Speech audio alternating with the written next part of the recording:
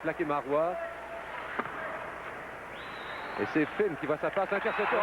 Et Walter, là, un autre tir de Ewan, bloqué les deux fois par Mielnikov. Ne joue pas pour le Canadien. On viendra un peu plus tard sur les absents des Nordiques. La passe à Carbonneau. Devant la Chichine, derrière à Courtnall. Voilà son tir, lui! Ross Courtnall qui continue son bon travail, Gilles. Un lancé bas qui se prend Mielnikov. La rondelle est passée entre ses patins, Richard. La rondelle semblait très basse. Il était encore dans son rectangle lorsque ça s'est produit, si j'ai bien vu. Le tir décoché par Courtnall sans avertissement, mais quand même un lancer de plus de 40 pieds. Surveillez le jeu, la passe arrière et son tir.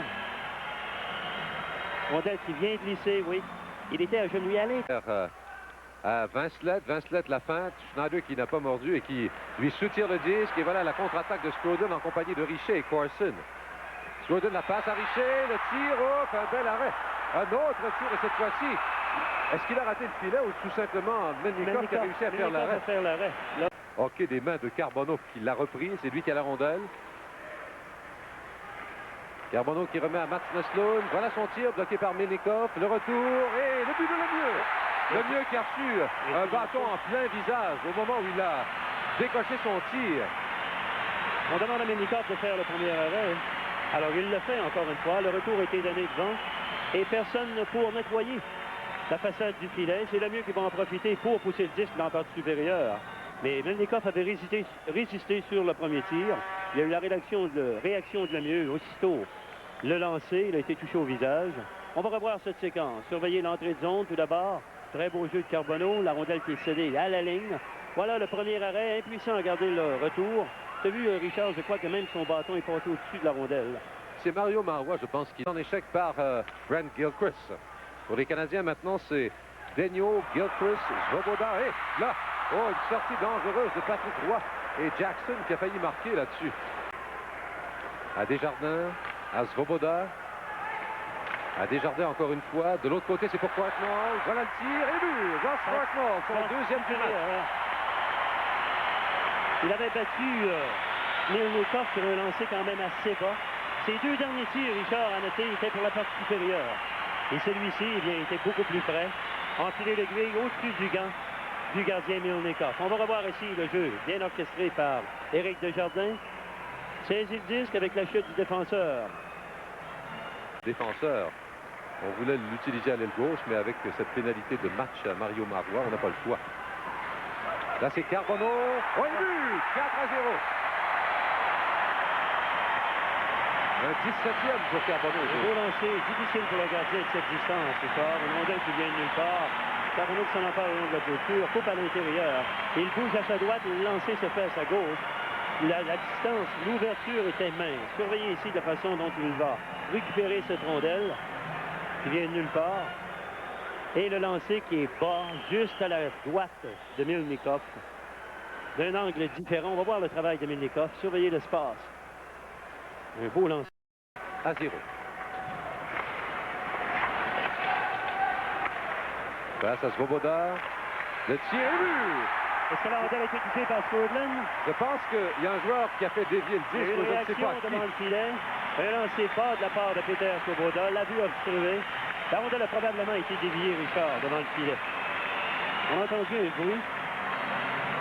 Alors, le disque se retrouve dans le fond du filet sur le tir de Peter Svoboda. On va voir d'un angle différent ici si le disque a été touché.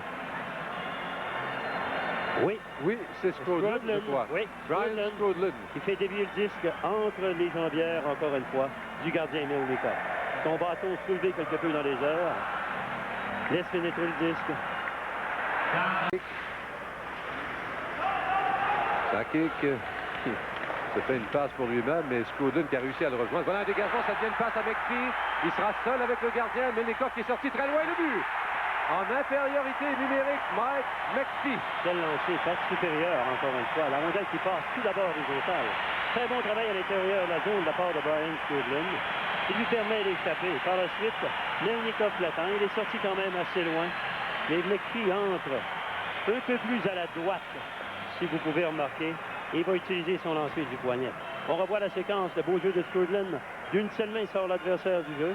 C'est Sakic qui fait pour. Surveillez McPhee de la façon dont il entre au filet. Et son tir est bien exécuté. Le Sakic qui a empêché le jeu de se compléter. On assiste en ce moment à du jeu passablement décousu. Voilà un tir de Deblois qui donne du mal à Roy et c'est le but. Roy va s'en vouloir, oui, effectivement. La rondelle a glissé, c'était prendre un tir de très loin. La rondelle bloquée partiellement est tombée derrière lui.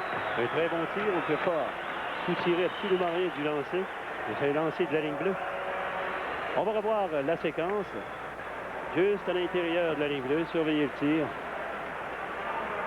Personne ne lui voile le but. Il semble surveiller sa réaction par la suite. C'est Volané. Aux États-Unis, j'ai l'impression que les Américains disent Volané. Voilà un tir bloqué par Roy. Un tir qui venait de Vincelette, qui a été plaqué par Svoboda. Maintenant, c'est petit le tir, mêlé devant le filet. Oh, l'arrêt de Roy, mais avec beaucoup de circulation. Il a eu du mérite. C'est pas du jeu, par ailleurs, un spectacle vraiment passionnant. Pénalité terminée. Voilà la passe à Petit, son tir et le but. Très beau lancer. Juste au moment où la pénalité se terminait. Et pour Michel Petit, c'est son 11e. Très beau tir. Très belle force de frappe de Petit. Tout au long de cet avantage numérique, on a alimenté le jeune Doyon du côté gauche. On s'est très peu préoccupé de Petit. Et c'est lui qui, à la toute fin, lorsque la pénalité se termine, va réussir ce tir puissant qui touche à l'intérieur du Bien poteau. placé. Le tir de Schneider au-dessus de la cible. Retour Corson. Corson plaqué par Finn. La passe derrière à Svoboda. À Corson. Le tir. Et voilà le but. Brent Gilchrist. Il y avait une belle démonstration de mobilité de la part de Peter Svoboda, Richard, juste auparavant.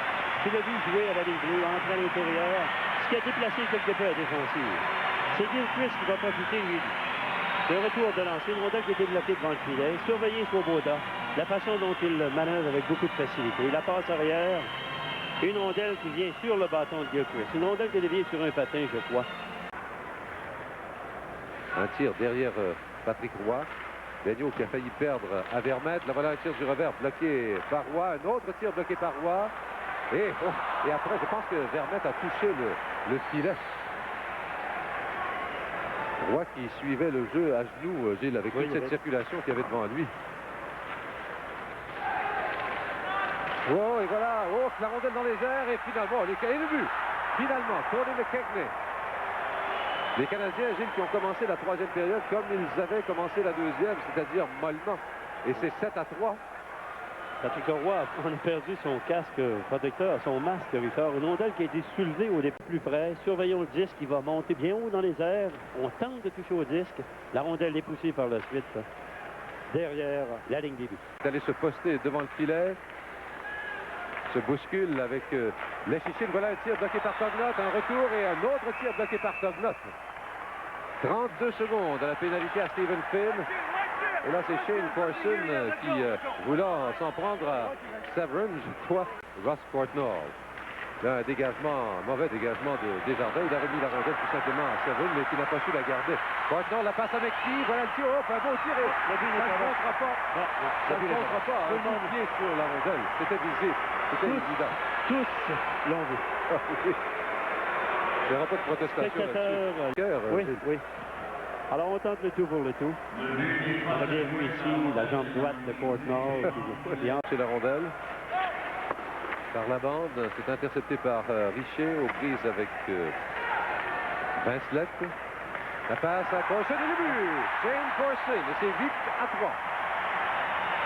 Un jeu rapide, peut-être ennuyé par la présence de Stephen Finn devant lui.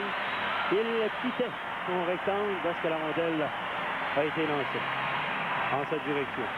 Le 31e de Shane Corson. Shane Corson n'a pas perdu de temps, lancé du poignet. On va revoir ici de cet angle. Surveillez la présence de Finn devant le filet qui veut venir frapper.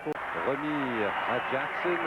La passe à Debois, un tir bloqué par Roy. Et voilà, c'est la fin du match. Victoire donc des Canadiens. Les Canadiens qui, on l'a dit tout à l'heure, pourraient se retrouver à égalité avec les Sabres de Buffalo en deuxième place. Évidemment, si ça ne change pas là-bas, c'est 3-3 toujours vers la fin de la troisième période entre les Jets et les Sabres.